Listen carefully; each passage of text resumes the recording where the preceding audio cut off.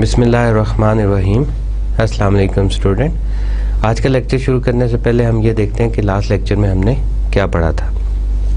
तो last lecture जो हमारा बेस कर रहा था that is based on the operating cycle of the merchandising company. तो सबसे पहले तो हमने ये पढ़ा था कि मर्चेंडाइजिंग कंपनी जो है वो कौन कौन सी होती हैं, और उसके बाद ये पढ़ा था कि मर्चेंडाइजिंग कंपनीज और मैन्युफैक्चरिंग कंपनी में क्या क्या फ़र्क होता है, what is the difference between और how we can differentiate between the merchandising companies and manufacturing companies. उसके बाद we study the retailer and the wholesaler and then हमने मूव किया था the income statement of the merchandising company की income statement उसकी कैसे बनाई जाती है।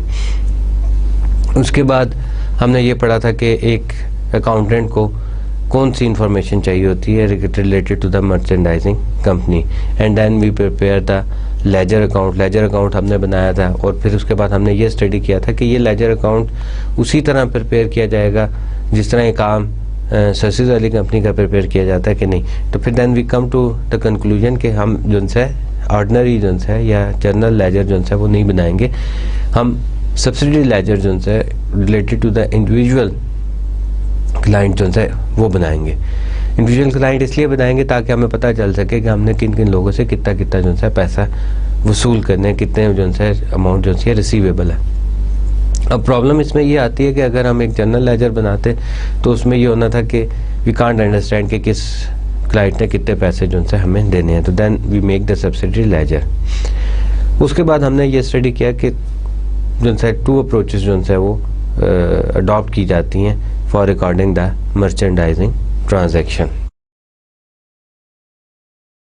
उसको हमने फर्स्ट वन तो थी परपेचुअल अकाउंटिंग सिस्टम, जिसमें ये होता है कि जो अकाउंटिंग रिकॉर्ड है उनको रेगुलरली मेंटेन किया जाता है, अप टू डेट मेंटेन किया जाता है, और ये वो कंपनीज जो है करती हैं, वो मर्चेंडाइजिंग कंपनी करती हैं जिनका लार्ज स्केल पे जो है वो बिज़नेस होता है, और उसमें जो है फिज़िकल जो है इन्वेंट्री जो है वो भी चेक की जाती है, और एट द एंड जो है परपेचुअल अकाउंटिंग सिस्टम में हमने देखा कि क्लोजिंग एंट्री जो है वो किस तरह पास की जाएंगी। तो क्लोजिंग एंट्री वही थी जो टेम्परेरी जो है हमारे अकाउंट्स होते हैं उनको क्लोज कर लिया जाता है, और परमानेंट अकाउंट्स को जो है वो शो ऑफ किया जाता है। और सेकेंड जो हमने जो है इन्वेंट्री सिस्टम पढ़ा था that is the periodic inventory system. उसमें ये होता है कि आपका जो रिकॉर्ड है वो मेंटेन किया जाता है वंस इन ए ईयर, या ईयर के एंड में जो है वो रिकॉर्ड मेंटेन किया जाता है। ईयर के शुरू में क्या होता है कि प्रीवियस ईयर का बैलेंस ले लेते हैं, एंड देन जो भी परचेजेस होती हैं उसको काउंट करते रहते हैं, एट द एंड देखते हैं इन्वेंट्री कितनी बच गई है, और उसमें से माइनस कर दिया जाता है जो कॉस्ट ऑफ गुड्स सोल्ड होती है, और उसके बाद हमारे पास जो भी बाकी बचता है और उसको हम जो है काउंट कर लेते हैं।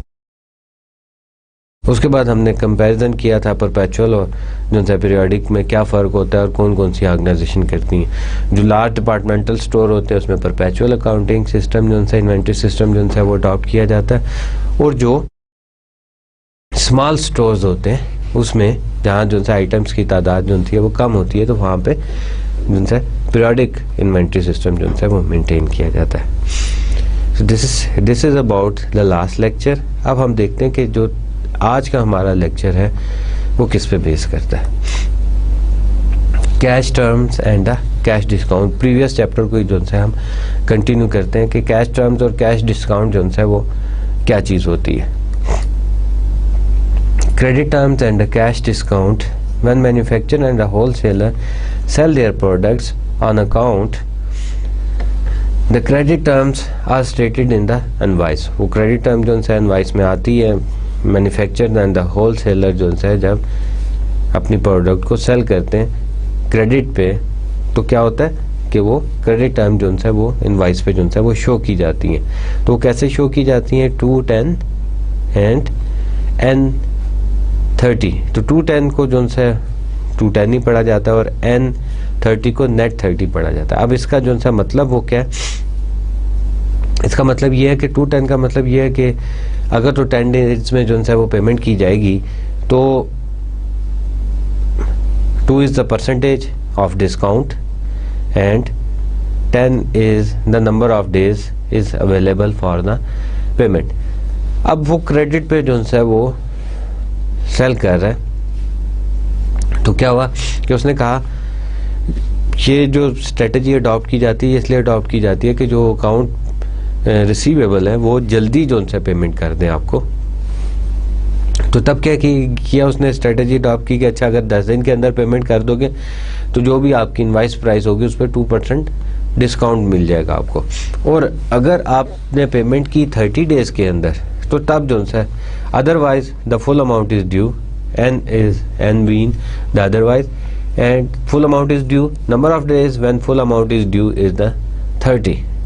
तो इसका मतलब यू आर 2, 10 and 30 के 2 डेज के अंदर 10 डेज के अंदर अगर पेमेंट करेंगे तो 2% डिस्काउंट आपको मिलेगा, और अगर 30 डेज के अंदर पेमेंट करेंगे तो नेट अमाउंट जो है वो आपको पे करनी पड़ेगी।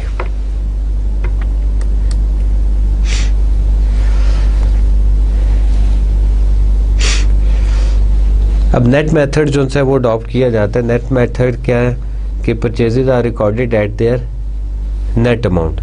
जो भी परचेजेज की जाती है मैन्युफैक्चरिंग कंपनी में या जो है होल सेलर में, तो वो purchases are recorded at their net amount. Purchase discount loss are recorded when payment is made outside the discount period. और जो परचेज डिस्काउंट है या लॉस्ट है उसको रिकॉर्ड किया जाता है। कब रिकॉर्ड किया जाता है? जब पीरियड जो है payment is made at the end of the period outside the discount period, जब डिस्काउंट पीरियड के बाद में पेमेंट की जाती है। आगे जाके हम थोड़ी सी इंक्रीज करेंगे तो then it will more clear. We have one example, उसको देखते हैं क्रेडिट टर्म्स और कैश डिस्काउंट की। On 6 July Play Clothes purchased $4,000 of the merchandise on credit with term of 2, 10 and 30 from Kids Clothes. Prepare the journal entry for Play Cloth। अब ये क्या कह रहा है कि जुलाई 6 को क्या किया कि Play Cloth ने परचेज किए $4,000 के merchandise on credit with terms of 2, 10 and 30। वही वाली टर्म्स जो मैंने पहले आपको बताई थी कि अगर 10 डेज में पेमेंट करेगा तो 2% डिस्काउंट होगा, और अगर 30 डेज में करेगा तो कोई डिस्काउंट जो है वो नहीं होगा। फ्रॉम किड क्लॉथ्स से परचेज किया था। तो अब इसकी जनरल एंट्री क्या होगी? ऑन 6 जुलाई, डेट तो आपने डाल दी 6 जुलाई। इन्वेंट्री इज एन एसेट, तो आपके पास जो है क्लॉथ जो है आप एज एन इन्वेंट्री शो कर रहे हैं। तो इन्वेंट्री जब इंक्रीज होगी तो आप क्या करेंगे कि उसको शो करेंगे डेबिट आपने शो किया कितना 3,920, और account payable kid clothes account payable 3,920। अब यहाँ पे आपने क्या किया कि आपने पहले ही नेट अमाउंट जो है वो मेंशन कर दी 2% डिस्काउंट पे। यू होप के जो है आप जो है विद इन 10 डेज जो है पेमेंट कर देंगे।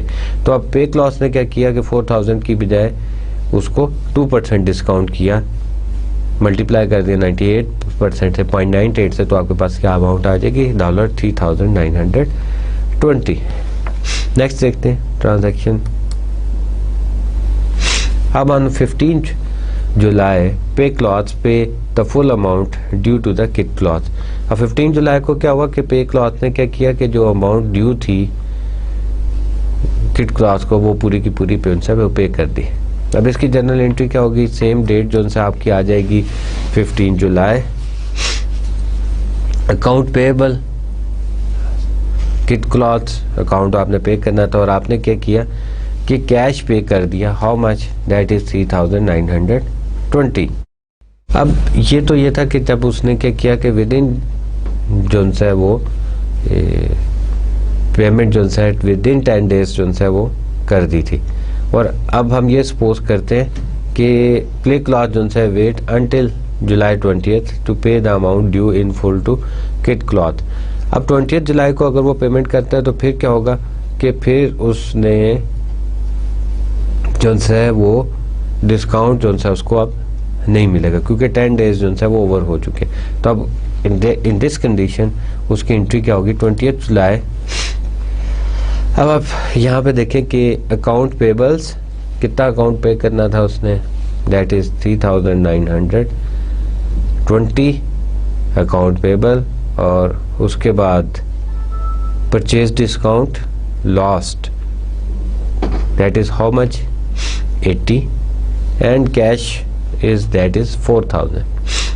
अब तो ये हुआ कि अकाउंट पेबल तो उसने जितना पे करना था वो तो उसने पे कर दिया 3920, और जो उसने डिस्काउंट अवेल नहीं किया उसको उसने शो किया एज परचेज डिस्काउंट लॉस्ट, कि वो उसका ये लॉस हो गया। अगर वो ड्यू टाइम में पेमेंट कर देता तो ये उसको डिस्काउंट जो है वो मिल जाना था।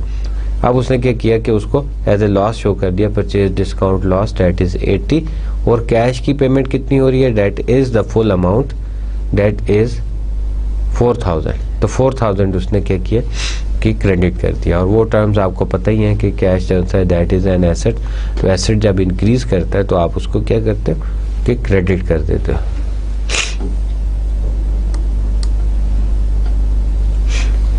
Recording purchase at the gross invoice price. तो पहले तो हमारे पास जो मेथड हमने अडॉप्ट किया था that is the net price. Net price में हमने क्या किया था कि फर्स्ट जो एंट्री की थी, जब हमने इन्वेंट्री परचेज की थी तो हमने इन्वेंट्री टू अकाउंट पेबल कर दिया, that is the net amount, minus कर दिया कितना 2% डिस्काउंट। उसके बाद हमने सेकंड एंट्री जो की उसमें हमने ये देखा कि हमने ड्यू डेट, जो डिस्काउंट की ड्यू डेट थी उसके अंदर हमने पेमेंट की, तो हमने क्या किया कि अकाउंट पेबल टू कैश कर दिया, सिंपल जो से अकाउंट पेबल्स को जो से हमने पे कर दिया। एंड देन थर्ड हमने ये देखा था कि अगर जो है वो ड्यू डेट के अंदर पेमेंट जो है वो नहीं की, 30 डेज तक टाइम ले गया, तो इसका मतलब ये हुआ कि उसने जो 2% डिस्काउंट था वो लॉस कर दिया। एंट्री तो उसने नेट अमाउंट की थी, तो उसने क्या किया था कि account payable purchase discount lost to cash, तो वो जो $80 था वो लॉस्ट में उसने शो कर दिया कि ये मेरा लॉस्ट हो गया, मैंने टाइम पे पेमेंट नहीं की। अब सेकंड जो हमारे पास रिकॉर्डिंग सिस्टम जो सा आता है इनवाइस में, तो that is the gross method. तो ग्रॉस मेथड क्या होता है, purchases are recorded at their gross amount, gross amount पे परचेजेज रिकॉर्ड की जाती है। Purchase discount taken are recorded when payment is made inside the discount period. तब क्या हुआ कि purchase discount taken are recorded when payment is made inside the discount period. तो inside the discount period जो है वो पेमेंट जब made की जाती है तो परचेज डिस्काउंट जो है वो रिकॉर्ड कर लिया जाता है। लेट्स सी कि इसकी जनरल ट्रांजैक्शन जो है वो कैसे होगी।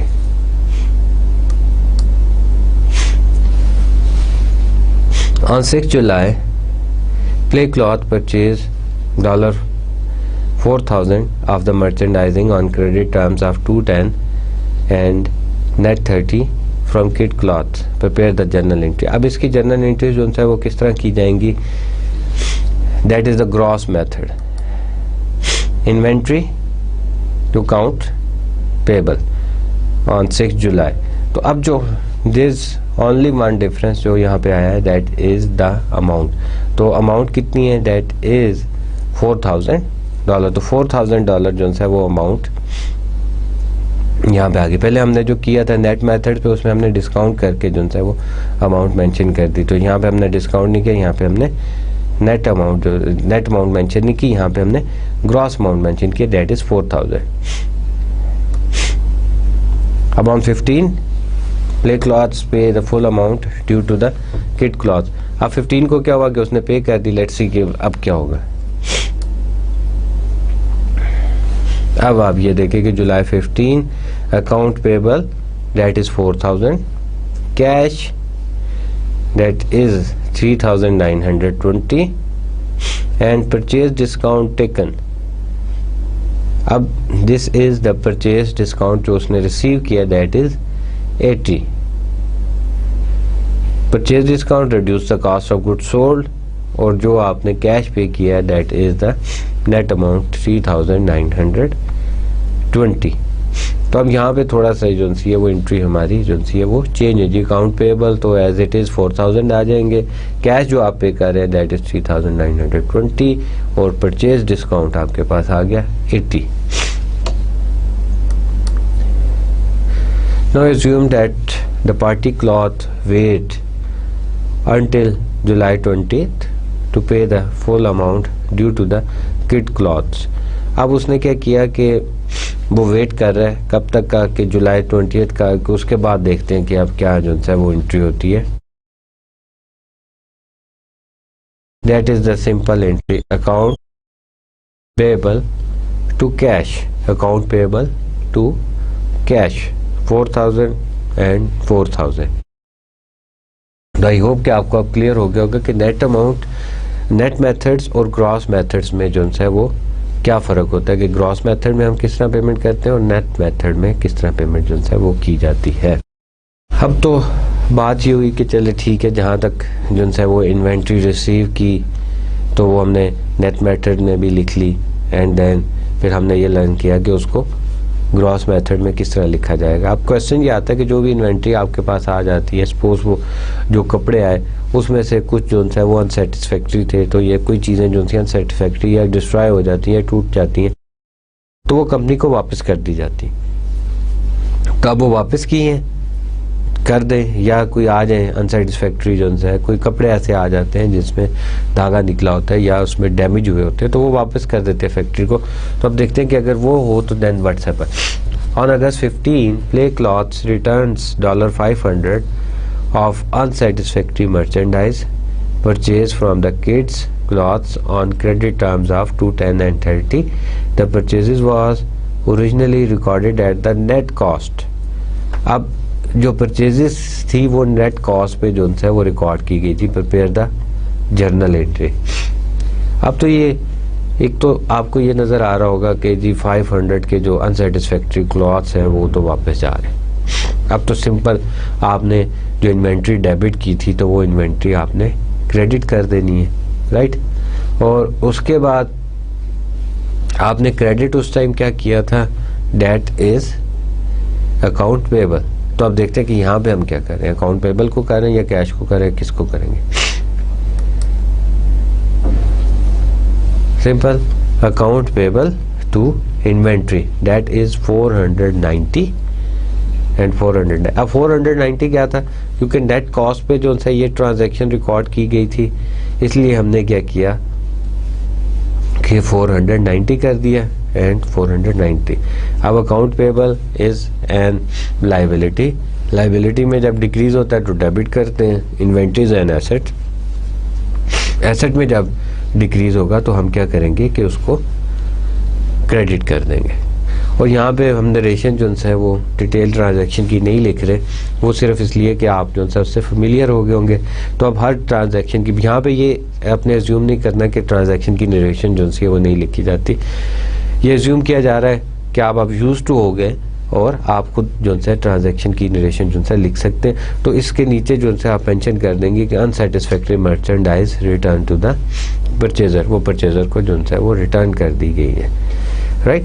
ट्रांसपोर्टेशन कॉस्ट ऑन परचेजेस, जो ट्रांसपोर्टेशन कास्ट जो है परचेज पे की जाती है परचेजेस पे, उसका क्या किया जाता है। Transportation cost related to the acquisition of assets are part of the cost of the asset being acquired.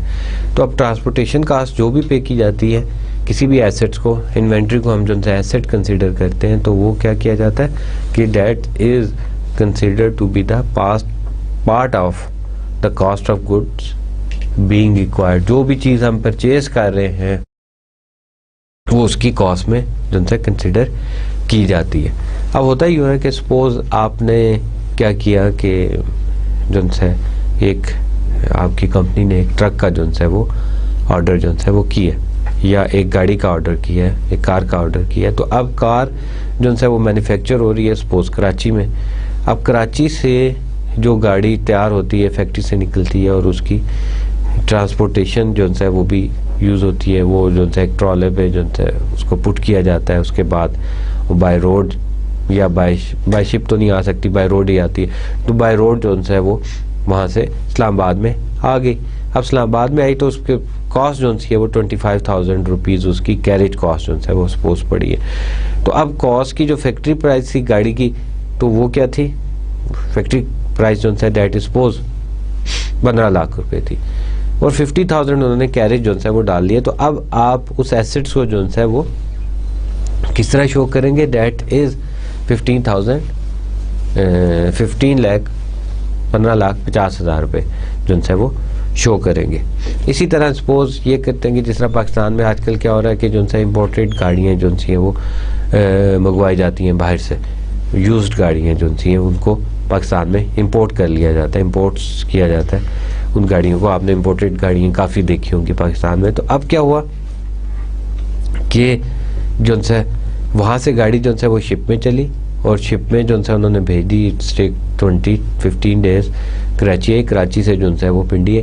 तो अब वो जो शिपिंग कॉस्ट थी, जो शिप पे जो है कॉस्ट बियर की थी, तो वो भी जो है उसकी कॉस्ट में ही, एसेट की कॉस्ट में ही जो है वो ऐड की जाएगी। तो इसका मतलब ये हुआ जितनी भी ट्रांसपोर्टेशन कॉस्ट थी, सपोज आपने क्लॉथ्स जो है मंगवाए अपनी कंपनी के लिए, तो उसमें भी क्या होगा कि वो कॉस्ट जो है वो कंपनी को बियर करनी पड़ेगी, और वो कॉस्ट जो है कॉस्ट ऑफ गुड्स सोल्ड में जो है वो काउंट की जाएगी। कॉस्ट ऑफ द एसेट्स में, not cost of goods sold में, कॉस्ट ऑफ द एसेट्स में जो है वो काउंट की जाएगी। अब उसके बाद now talk about the sale. पहले तो हमने परचेज के बारे में बात कर ली। Transaction related to sale, this is one company partial income statement for the year ended 31st December 2002. Revenue is $912,000 and the sales return, that sales returns sales and less sales return and the allowances, जो sales जो सी है वो वापस आई आपकी, like जैसे आपने purchase किया था तो क्या हुआ था कि आपने वो प्रोडक्ट जो है वो वापस कर दी, और इसी तरह आपने कोई प्रोडक्ट जो है वो सेल की, कंप्यूटर सेल किए, तो उसके बाद वो कंप्यूटर जो है वो वापस आ गए, कुछ उसमें से डैमेज थे, या अलाउंसेस जो है वो आपने जो है वो कुछ कस्टमर्स को दिए, तो डैट इज़ कॉस्ट 8,000। तो उसके बाद सेल डिस्काउंट जो आपने दिया कस्टमर्स को, डैट इज़ 4,000। तो टोटल क्या हुआ कि डैट इज़ 12,000 की जो अमाउंट थी, डैट इज़ रिटर्न, या जो आपका रिटर्न हुआ अलाउंसेस में गए या डिस्काउंट चले गए। तो नेट सेल आपके पास कितनी आ गई, 912,000 माइनस 12,000, तो आपके पास नेट सेल जो आई that is 900,000। Credit term and amortise return affects the amount of the revenue earn by the seller. अब वो क्या कह रहा है कि जो क्रेडिट टर्म्स हैं और जो रिटर्न आता है, वापस जो चीज़ें आ जाती हैं, वो अफेक्ट करती हैं overall earning of the company, overall company की जो अर्निंग है उसको अफेक्ट की जाती है। अब आप जब यहाँ पे जो है इनकम स्टेटमेंट को चेक करते हैं, तो उसमें से क्या किया कि रेवेन्यू में से, सेल्स में से माइनस कर दी वो सारी चीज़ें जो आपने डिस्काउंट दिया था, और उसके अलावा जो चीज़ें रिटर्न हो गई या जो अलाउंसेस थे, उसके बाद हमारे पास नेट सेल जो था दैट वो आ गई 900,000 की। And then sales return and the allowances, अब उसको कैसे रिकॉर्ड किया जाता है। On August 2 Kit Cloth sold, अब जो से पहले तो किट क्लॉथ ने क्या किया था कि बाय किया था, अब this is related with the sales, तो अब सेल्स से रिलेटेड आ रहा है, पहले परचेजेस से रिलेटेड था, अब जो है वो सेल्स से रिलेटेड जो है ये आ रहा है। अब क्या हुआ कि on August 2 Kit Cloth sold $2,000 of the merchandise to Play Cloth on credit terms and 210 and 30 Kit Cloth originally paid $1,000 for the merchandise. Because the Kit Cloth uses a perpetual inventory system, they must make 2 entry. अब क्या होगा कि उसने sales जो उनसे वो की हैं, और that is amount 2,000 and that is on credit, वो क्रेडिट पे उन्होंने जो उनसे वो की है, सेल कितने की 2000 की। और इस ट्रांजैक्शन में वो ये भी बता रहे हैं टर्म्स जो है, अगर 10 दिन के अंदर पेमेंट कर देगा तो 2% डिस्काउंट होगा, और अगर 30 डेज़ के अंदर पेमेंट करेगा तो कोई डिस्काउंट नहीं होगा। और अब ये भी फर्दर इंफॉर्मेशन जो है आपको मिली है that the cloth originally paid $1000 for the merchandise, कि अब जो है उसने ये परचेज कितने की थी 1000 की थी। अब परपेचुअल अकाउंटिंग सिस्टम है तो उसमें हमने एज प्रीवियस लेक्चर में लर्न किया था कि उसमें 2 एंट्रीज जो है वो करेगा। एक तो एंट्री सिंपल जो है that is the cost amount की एंट्री करेगा अकाउंट रिसीवेबल। सेकेंड अगस्त अकाउंट रिसीवेबल पे क्लॉथ्स, जैसे आपको याद हो कि लास्ट लेक्चर में हमने पढ़ा था कि जितने भी लेजर होंगे, जर्नल लेजर होंगे, वो सब्सिडीज अकाउंट जो है सब्सिडी जर्नल लेजर जो है वो बनाए जाएंगे ताकि इंडिविजुअली पता चल सके कि किस क्लाइंट ने कितने पैसे जो है देने हैं। तो अकाउंट रिसीवेबल, पे क्लॉथ, और उसके बाद आपने क्या किया कि क्रेडिट कर दिया सेल को, that is sale is the revenue आपका इंक्रीज कर रहा है तो आप उसको क्रेडिट कर देते हैं 2000। और सेकेंड एंट्री की क्या होगी, सेकेंड एंट्री होगी cost of goods sold that is $1000 and inventory cost of goods sold को हम जो है एज एन एक्सपेंस जो है वो कंसिडर करते हैं, इसलिए हमने उसको क्या किया कि डेबिट कर दिया। और इन्वेंट्री को हमने क्या किया कि एज एसेट है, और एसेट में जब डिक्लाइन होगा तो हम क्या करेंगे कि उसको क्रेडिट कर देंगे। तो 1000, और ये हमने अमाउंट कौन सी पुट की, दैट इज 1000 जिस पे हमने वो चीज़ें जो है परचेज की थी।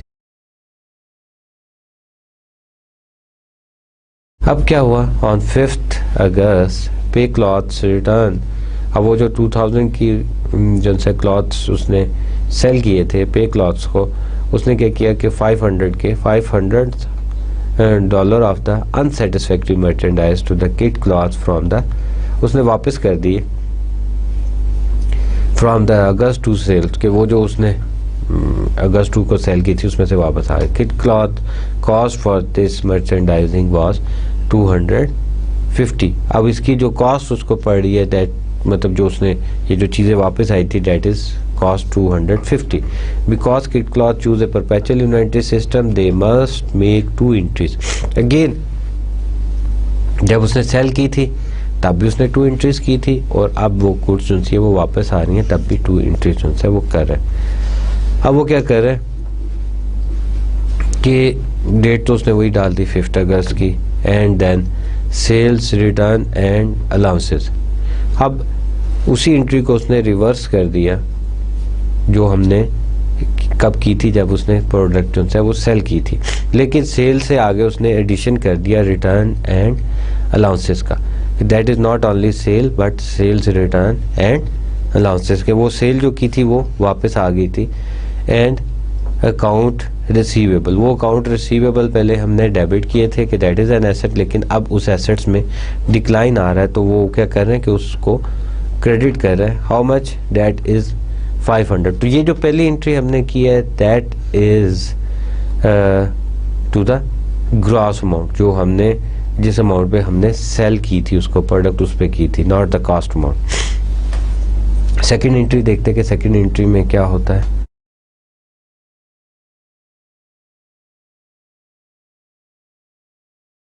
अब सेकेंड एंट्री सिंपल, उसने क्या किया कि वो जो हमने एंट्री की थी cost of goods sold to inventory, उसको उसने रिवर्स कर दिया कि वो चीज़ें जो सी हमारे पास वापस आ गई। अब अगस्त 5 इन्वेंट्री जो है हमारे पास वापस आ गई, इंक्रीज हुआ एसेट में that is 250। Cost of goods sold जो एक्सपेंसेस जो है उसमें डिक्लाइन हुआ, जो हमने एक्सपेंस शो किया था उसको हम वापस ले आए that is 250।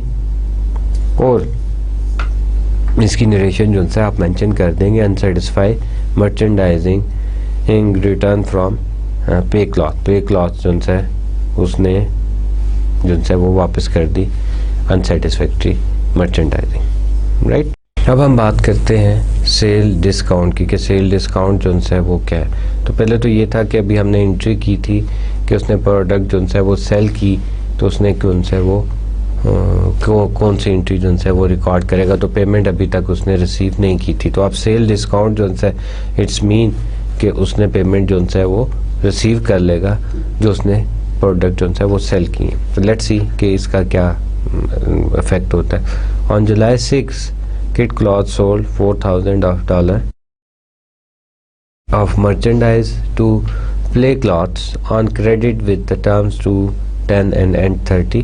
The merchandise originally cost Kids Clothes to 2000. वही बता रहा है, पहले वाली ट्रांजैक्शन 6 जुलाई को उसने क्या किया कि सोल्ड कर दी merchandising to Play Clothes and that is on credit terms to 10 and 30, और जो उसको कॉस्ट कितनी पड़ी थी that is 2000।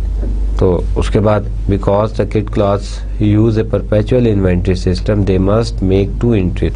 अब उसने 2 एंट्रीज जो है वो लाजमी करनी है।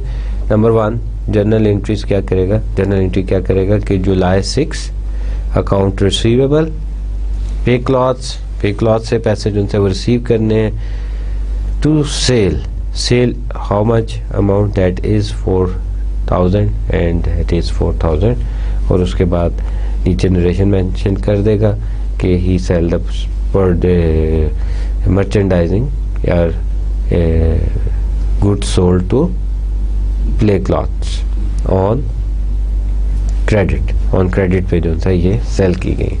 अगर सिंपल जो है उसी वक्त पे क्लॉथ जो है वो पे कर देता अमाउंट, तो उसने क्या करना था cash account to sale account, right. तो उसमें कोई भी ट्रांजैक्शन करने की इधर उधर की ज़रूरत नहीं थी, जस्ट कैश रिसीव हो रहा है and then sale that is on the sale. तो अगर कोई डिस्काउंट देता तो देन वी कैन मेंशन कि डिस्काउंट कितना दे रहा है। तो अभी तो उसने क्रेडिट पे सेल किया है, तो लेट्स सी कि अब इस पे क्या एंट्री जो है वो होगी। Second entry cost of goods sold 2000, जो जिस कॉस्ट पे आपको ये चीज़ें जो है वो बाय की थी वो लिखी, and then inventory cost of goods sold to inventory that is 2000, और वही पुरानी बात की जी जो है the cost of goods sold recorded जो आपने नरेशन जो है वो मेंशन करनी थी वो आप मेंशन कर देंगे। और आई होप कि आपको जो है रूल्स रेगुलेशन याद होंगे कि cost of goods sold and expense है, इसलिए हमने इसको डेबिट किया। इन्वेंट्री जो है एसेट्स है, एसेट में डिक्लाइन हो रहा है, इसको क्रेडिट किया। On July 15, Kid Cloths receives the full amount due from the Pay Cloth. अब Kid Cloth ने क्या किया कि वो जो टोटल अमाउंट थी जो ड्यू थी वो उसने रिसीव कर ली। अब इसमें क्या हुआ कि जो उनसे विद इन 10 डेज है, तो इसका मतलब है कि 2% डिस्काउंट उसको देना पड़ा है। लेट्स सी की एंट्री क्या होगी। ऑन जुलाई 15 तो कैश आपके पास जो है वो 4000 नहीं आ रहा, now that is less than 2%, तो वो आप लेस करेंगे 2%। कितने में से 4000 में से 2% माइनस किया तो दैट इज 3920 कैश आ गया आपके पास। और उसके बाद आपने लिखा sale discount is how much remaining amount 4000 minus 3920 that is sale discount if amount 80। तो वो आपने क्या किया कि वो डिस्काउंट मेंशन कर दिया एज ए सेल डिस्काउंट। तो अब से इसको सेल डिस्काउंट को हमने डेबिट क्यों किया, इसको 2 तरीकों से आप जो है वो देख सकते हैं। एक तो आप इसको ये भी देख सकते हैं कि दिस इज एन एक्सपेंस, कि आपने सेल डिस्काउंट कर दिया। दूसरा हमने अभी थोड़ी देर पहले पढ़ा था कि जो भी अलाउंसेस होते हैं आपके, जो भी रिटर्न्स होती हैं और जो भी सेल डिस्काउंट होता है वो आपके इनकम स्टेटमेंट को रिड्यूस करते हैं। तो जब इनकम स्टेटमेंट को रिड्यूस करते हैं, रेवेन्यू को रिड्यूस करते हैं, तो दिस इज रेवेन्यू को आप क्या करते हैं, क्रेडिट करते हैं। तो जब रेवेन्यू रिड्यूस हो रहा है तो उसको आप क्या कर देंगे, डेबिट कर देंगे। और उसके बाद आपने क्या किया कि अकाउंट रिसीवेबल को आपने क्रेडिट किया हाउ मच 4000। अब आपने क्या किया कि जो अकाउंट रिसीवेबल है उसको 4000 से क्रेडिट किया। तो पिछली ट्रांजैक्शन में जाएं अगर हम, तो हमने क्या किया था कि फर्स्ट ट्रांजैक्शन में अकाउंट रिसीवेबल यहाँ पे हमने 4000 से डेबिट किया था, तो जब उसने पेमेंट की तो अकाउंट रिसीवेबल ही हमने क्या करना है कि इसको ज़ीरो तो करना है हमने। अगर हम इसको 3980 से क्रेडिट करते तो फिर ये ज़ीरो नहीं होगा, ये इसमें प्रॉब्लम आ जाएगी, ये अमाउंट जो सी है 80 अमाउंट्स का डिफरेंस आ जाएगा, तो फिर हमारा ट्रायल बैलेंस टैली नहीं करेगा, तो फिर हमारे लिए प्रॉब्लम आएगी। तो इसलिए हमने क्या किया कि अकाउंट रिसीवेबल को डेबिट कर दिया और नेक्स्ट ट्रांजैक्शन में हमने इसको क्रेडिट कर दिया with the sale amount, right. और इसके बाद आप क्या करेंगे कि उसकी नरेशन दे देंगे कि receive full payment due from the pay clothes are cash receive on discount, या जो कैश आपने रिसीव किया that you received on discount.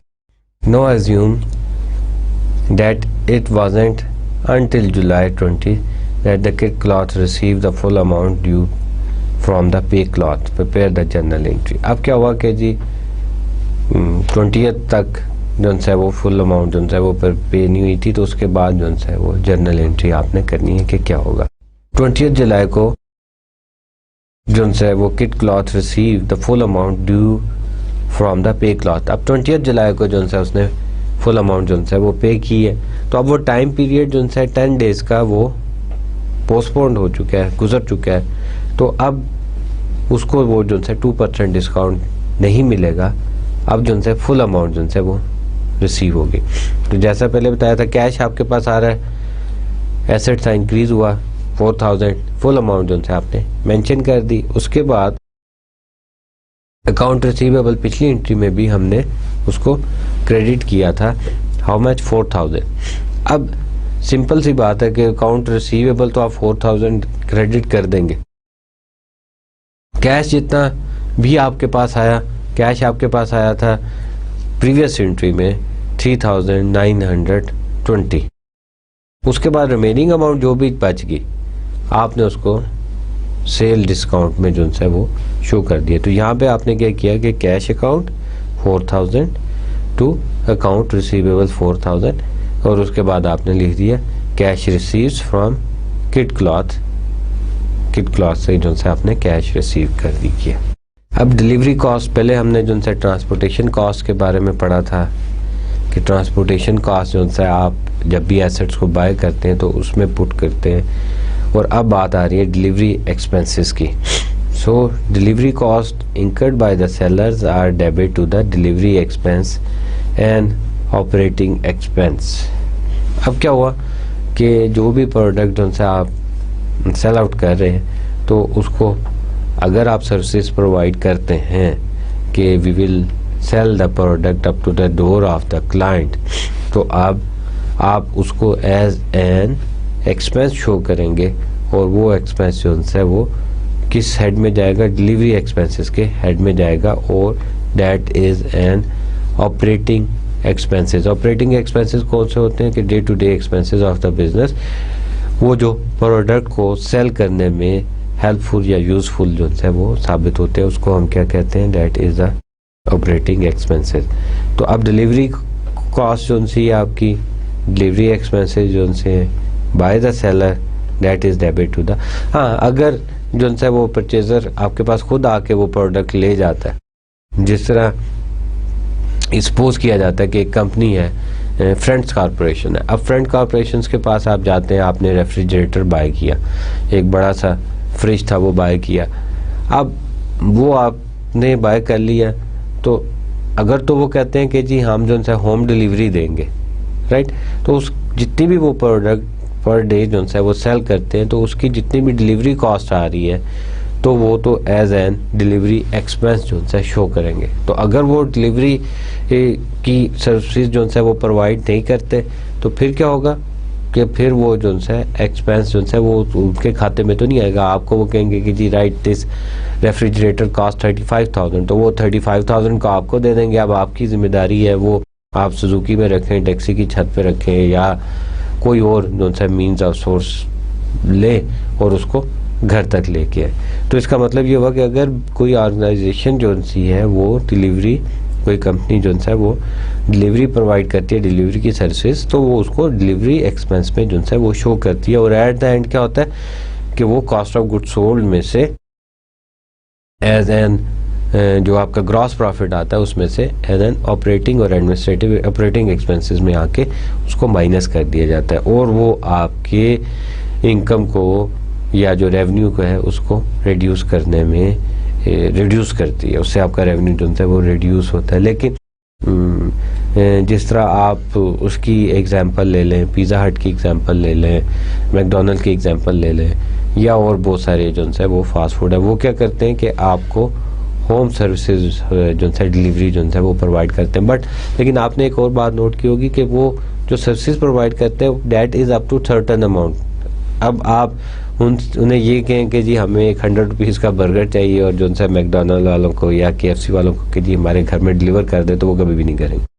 Certain transaction की अमाउंट जो है उन्होंने मेंशन की हुई है कि जी 1000 तक ऑर्डर होगा तो ठीक है, हम जो है आपके होम पे सपोज 1000 का होगा। तो इसी तरह जो डिपार्टमेंटल स्टोर्स होते हैं, मेट्रो की एग्जांपल भी ले लें, तो मेट्रो वाले क्या करते हैं कि मेट्रो वाले भी आपको होम सर्विसेज जो है वो प्रोवाइड करते हैं, लेकिन वो कॉस्ट चार्ज करते हैं कि ओके 10 किलोमीटर 500, 20 किलोमीटर 1000 एंड, लेकिन वो क्लाइंट के खाते में जो है वो जाती है, क्लाइंट के हेड में जाती है, वो खुद बियर नहीं करते उसको। तो इसी तरह बहुत सारी जो है वो मल्टीनेशनल कंपनी हैं बाहर के मुल्क में जो क्या करती हैं, लाइक वॉलमार्ट है। वॉलमार्ट क्या करता है कि आप इस तरह की अगर कोई बड़ी आइटम लेते हैं, आप उनको अपना एड्रेस बता दें, वो आपके एड्रेस पे जो है वो प्रोडक्ट आके आपको डिलीवर करके चले जाएंगे। तो वो क्या करेंगे, वो उसको एज एन ऑपरेटिंग एक्सपेंस जो है उसको पुट कर देंगे। और पाकिस्तान में अगर आप मेट्रो की एग्जांपल लेते हैं तो मेट्रो जो है वो क्लाइंट को चार्ज करता है, तो इसलिए वो उसमें डिलीवरी एक्सपेंस में नहीं चार्ज करेंगे। तो आई होप कि अब आपको ये जो डिलीवरी एक्सपेंस वाला हेड है it is more clear. Accounting for sale taxes.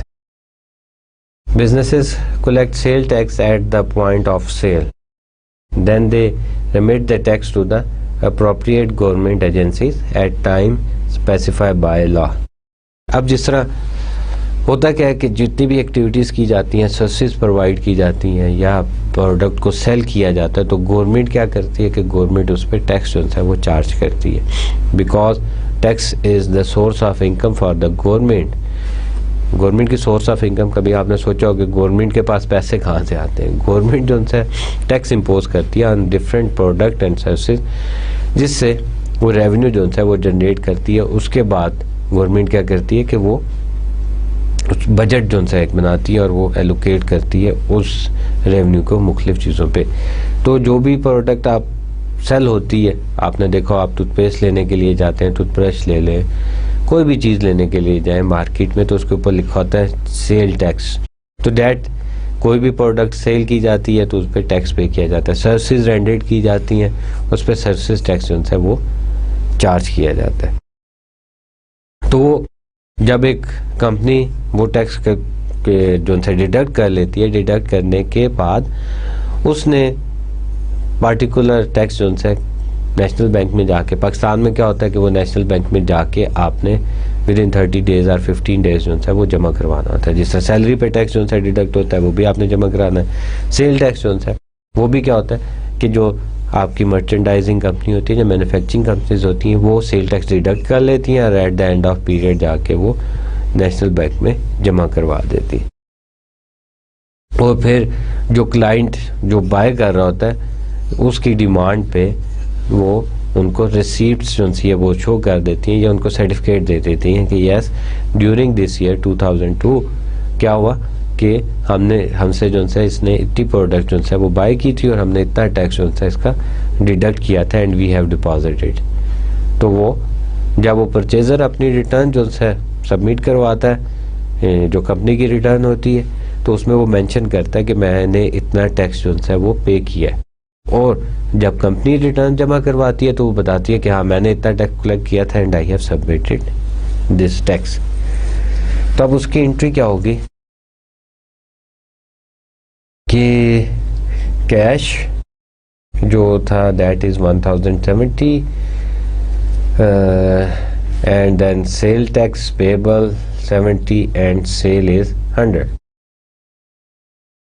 Tax जो है 7%, सेल अमाउंट इज $1000 और 7% उस पर टैक्स जो है वो डिडक्ट किया गया था, that is $70। Cash account, cash sale हुई थी आपके पास, तो कैश जो है that is an asset increase हुआ, आपने जो है उसको डेबिट कर दिया। और उसके बाद sale tax payable that is 70, that is your liability, you have to pay it. आपने 70 जो है एक लाइबिलिटी इंक्रीज कर ली।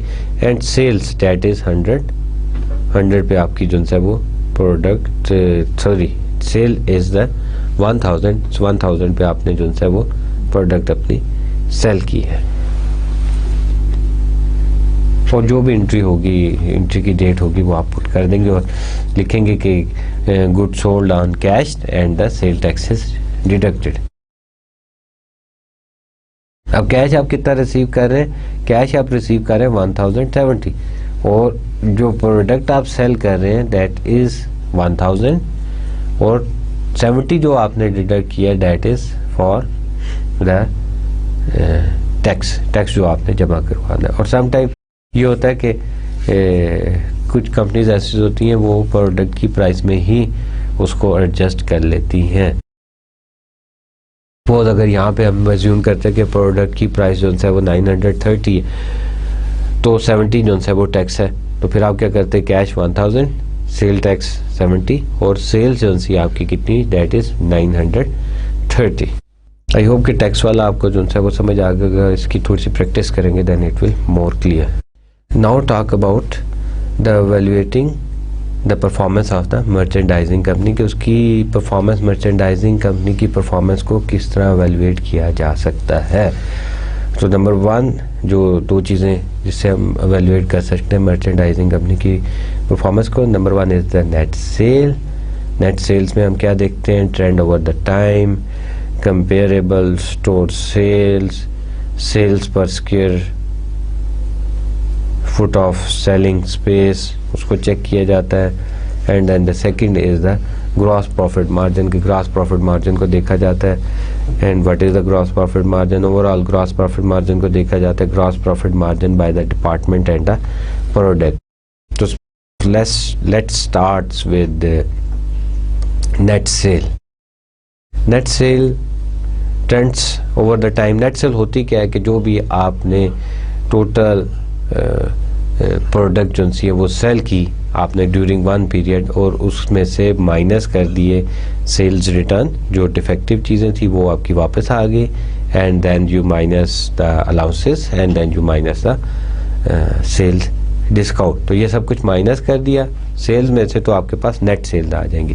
Trend over the time, most investors and the business managers consider the trend in net sales to be a key indicator of both past performance and the future prospects. अब वो जो trend था cell का, बहुत सारे manager जो उनसे mostly they think about कि वो जो ट्रेंड है सेल्स जो सी वो अप जा रही हैं या डाउन जा रही हैं, उसको देखते हुए वो कंसिडर करते हैं कि this is the most important thing कि सेल्स को जो है वो ऊपर जाना चाहिए या सेल्स नीचे आनी चाहिए एक during specific period of time. Like कि आप ये कह सकते हैं कि एक, जैसा मैंने आपको याद होगा प्रीवियस लेक्चर में एग्जांपल दी थी किसकी, बाटा की, कि बाटा की जो कंपनी है उनकी अगर वो जो है वो चेक करें तो सेल्स जो सी है उनकी now days in March and April वो इंक्रीज़ कर जाती है, क्योंकि बच्चों जो से वो स्कूलों नेक्स्ट क्लास में प्रमोट हो जाते हैं and then they use to buy new bag, new shoes, new books, तो वो उनकी सेल इंक्रीज़ हो जाती है। और इसका एक और एग्जांपल भी मैंने दी थी कि आफ्टर द समर ब्रेक भी बच्चे जो है they use to buy the new shoes, तो तब भी जो है वो इंक्रीज़ जो है वो मेजर की जाती है। या आप ये कह सकते हैं कि जी समर में आइसक्रीम जो है वो ज़्यादा सेल होती हैं तो उसकी सेल जो है वो इंक्रीज़ होती है, ट्रेंड होती है। और अगर किसी समर में आइसक्रीम जो है वो कम सेल हो या उनका ट्रेंड जो है वो पिछले ईयर से कम हो, तो इट्स मीन कि दे हैव टू वरी। और सेकंड जो है comparable store sale indicates whether customer demand is rising or falling at the establish location. अब एक तो ये हुआ कि ओवरऑल ट्रेंड जो है वो चेक कर लिया सेल का कि ओवरऑल जो है कंपनी का ट्रेंड क्या है। फिर उसके बाद मुख्तलिफ स्टोर्स जो से हैं लाइक KNN जो है उसकी मुख्तलिफ स्टोर्स हैं पाकिस्तान में, तो वो चेक करते हैं कि ओके जो सेल्स पर स्टोर है पर लोकेशन जो सी है वो कितनी है। सदर में उसकी जो सी है वो क्या सेल हो रही है, दूसरी लोकेशन जो सी है तो वो उसको कंपेयर किया जाता है कि कौन सी लोकेशन जो सी है that is giving you the more sale. और उसके बाद क्या करते हैं कि प्रीवियस ईयर की भी उस स्टोर की सेल को जो है वो मेजर किया जाता है। उसके बाद हमारे पास आ जाता है सेल पर square foot of selling space, a measure of how effective the company is using its physical facility, floor space in supermarket, shelf space etc. like कि मेट्रो स्टोर है, मेट्रो स्टोर ने क्या किया हुआ है, कितनी ज़्यादा जगह जो सी है वॉलमार्ट ने, मेट्रो ने, कैरेफोर ने ह्यूज स्पेस जो है ये कंज्यूम करते हैं और उसमें शेल्फ जो है पुट करते हैं मुख्तलिफ प्रोडक्ट्स के लिए। तो जब ये इनकी प्रोडक्ट जो है वो सेल होती हैं, टोटल सेल जो सेलिंग होती है फॉर 1 ईयर उसको कंपेयर किया जाता है किससे कि उस स्पेस से पर स्क्वायर फीट स्पेस जो है वो मेजर की जाती है और देखा जाता है कि इस प्रोडक्ट को लाइक कि लिप्टन येलो लेबल जो है वो मेट्रो स्टोर में पुट की गई है ऑन 1 रैक, तो उस रैक की जो स्पेस होगी वो मेजर किया जाएगा और देखा जाएगा कि उस साल में इतनी स्पेस जो सी थी वो दी गई थी, सपोज 2 स्क्वायर फीट जो है वो स्पेस दी गई थी येलो लेबल को, तो उस साल में मेजर किया। नेक्स्ट ईयर में देखा कि अगर हम इसको 2 से 5 कर देते हैं तो सेल इंक्रीज की है कि नहीं की। नेक्स्ट ईयर के छोड़ दें, ऐसा भी हो सकता है फॉर 1 वीक और फॉर 2 वीक्स और फॉर 1 क्वार्टर उसको जो है वो मेजर किया जाता है और उसके बाद देखा जाता है कि जो स्पेस है वो अफेक्ट कर रही है कि नहीं। सम टाइम लोकेशन जो है वो भी प्रोडक्ट की चेंज कर दी जाती है, फ्रंट लोकेशन पे प्रोडक्ट को पुट किया जाता है और बैक लोकेशन पे। और बहुत सारी जो कंपनीज हैं like Coca Cola, Pepsi, like ये जो बेवरेजेस की कंपनीज होती हैं ये क्या करती हैं कि जो मर्चेंडाइजिंग कंपनीज होती हैं मैन्युफैक्चरर्स उनको मोर डिस्काउंट देते हैं इन दैट केस कि वो अपनी प्रोडक्ट को जो है फ्रंट शेल्फ में जो है वो रखें ताकि क्लाइंट आए उसकी नज़र पड़ी है कोक पे, उसने कोक जो है वो उठाई और जो है उसको यूटिलाइज कर लिया। तो जो भी सामने पड़ा होता है फर्स्ट जो है आपकी आइज जो है उस प्रोडक्ट पे पड़ती है।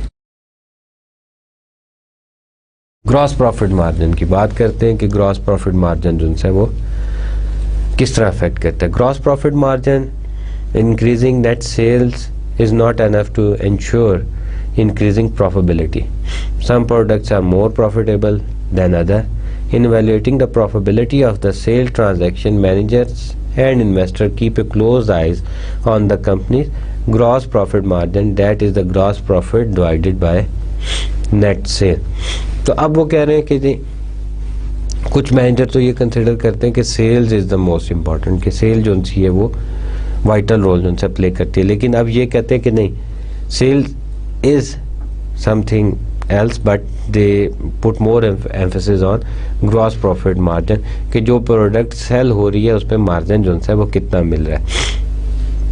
उसमें ओवरऑल ग्रॉस प्रॉफिट मार्जिन की बात की जाती है और gross profit margin by department and the product की भी बात की जाती है कि एक डिपार्टमेंटल स्टोर है उसमें मुख्तलिफ कैटेगरीज की प्रोडक्ट है, तो अब वो चेक किया जाता है कि ओवरऑल तो आपको बता रहा है कि जी सपोज जो ग्रॉस प्रॉफिट है दैट इज़ सपोज हम अज्यूम करते हैं 25% ग्रॉस प्रॉफिट है। अब 25% जो है उसमें से मे बी एक प्रोडक्ट जो है वो आपको मोर देन 25% जो है वो ग्रॉस प्रॉफिट जो है वो दे रही हो, कुछ प्रोडक्ट आपको जो है वो 5% दे रही होंगी ग्रॉस प्रॉफिट। आप कंबाइन करते हैं तो जो नेट आपका ग्रॉस प्रॉफिट आता है ओवरऑल डिपार्टमेंट का वो 25% है, लेकिन कुछ प्रोडक्ट आपकी उसमें से मोर प्रॉफिटेबल होती हैं। तो इसलिए जो इन्वेस्टर होते हैं वो चेक करते हैं कि कौन कौन सी प्रोडक्ट्स जो सी आपकी वो ग्रॉस प्रॉफिट मार्जिन जिसमें ज़्यादा है और उसको वो उसकी सेल को इंक्रीज़ करने के लिए वो प्लानिंग करते हैं और सोचते हैं कि उसकी सेल जो है वो कैसे इंक्रीज़ की जा सके। तो ग्रॉस प्रॉफिट मार्जिन जो है ओवरऑल भी देखा जाता है और डिपार्टमेंट वाइज और प्रोडक्ट वाइज भी देखा जाता है। डिपार्टमेंट में तो ये होगा कि अच्छा मुख्तलिफ डिपार्टमेंट्स हैं तो उसमें से देखते हैं कि किस डिपार्टमेंट में ज़्यादा जो सी है वो प्रोडक्ट जो सी है वो डिपार्टमेंटल स्टोर है में भी उसमें जो सा है वो जो क्लॉथ्स वाले डिपार्टमेंट है वो ज़्यादा जो सा प्रोडक्ट को सेल कर रहा हो as compare to the perishable goods जो वेजिटेबल्स हैं उसका डिपार्टमेंट को। This is the end of chapter number 6। तो आज हमने क्या पढ़ा, आज हमने देखा था कि जो सा परचेजेस पे जो सा डिस्काउंट टर्म्स जो हैं उसके बारे में हमने स्टडी किया था कि परचेजेस में डिस्काउंट टर्म्स को कैसे मेजर किया जाता है और सेल्स में डिस्काउंट टर्म्स को कैसे मेजर किया जाता है। उसके बाद जो सा ट्रांसपोर्टेशन कॉस्ट और डिलीवरी कॉस्ट के बारे में और and then at the end के how we evaluate the performance of merchandising company. Thank you very much. अल्लाह हाफिज़।